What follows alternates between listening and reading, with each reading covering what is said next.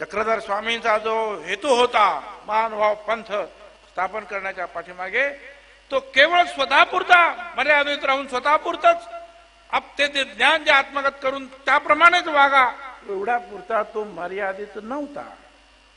तेवढा पुरता तो मर्यादित जर असता तर अनेक जे आहेत साधू संत अमुक तमुक सगळे गेलेले आहेत, त्यांनी स्वतःपुरतं लिखाण केलं, स्वतःची मतं मांडली, जे काही सांगायचं ते सांगितलं, पण त्याच्या पुढे ते गेले नाही. घ्यायचं तर घ्या, नाही घ्यायचं तर नका घेऊ. परंतु चक्रधर स्वामींनी एक पाऊल पुढे टाकलेलं आहे.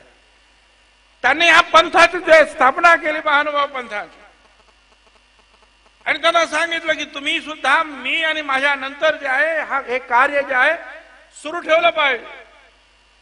आज या महानुभाव पंथांचे 1 कोटीपेक्षा जास्त लोक या देशामध्ये आहेत. आपल्या देशामध्ये एकूण लोकसंख्या 100 कोटी असावी, तर थोडीशी वाढते, पण 100 कोटी नक्की. एका माणसाने तुमच्यापैकी 10 लोकांना सुधारण्याचं काम जर हातावर घेतलं तर अख्खा देश सुधारून जाईल. एवढी शक्ती आहे या महानुभाव पंथामध्ये.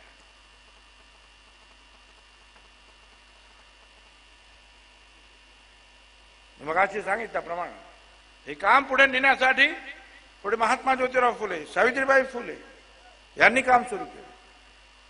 त्यांच्यावर सुद्धा मारेकरी घालण्यात आले. सावित्रीबाई फुल्यांना त्यांनी जेव्हा सांगितलं की महिलांनी शिकलं पाहिजे, दलितांच्या मुलींनी शिकलं पाहिजे, काय काय त्यांना त्रास झाला.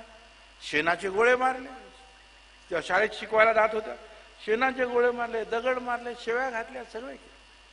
ती माऊली शाळेत जाताना पुस्तक आणि वह्यांबरोबर पाठी दप्तराबरोबर एक लुगडं बरोबर घेऊन जायची. का? तिला माहिती होतं शाळेत जाता जाता चिखलानी माझे कपडे खराब होणार आहेत. तिथे जायचं, ते बदलायचं, मुलींना शिकवायचं, परत यायचं. परत येताना तीच परिस्थिती.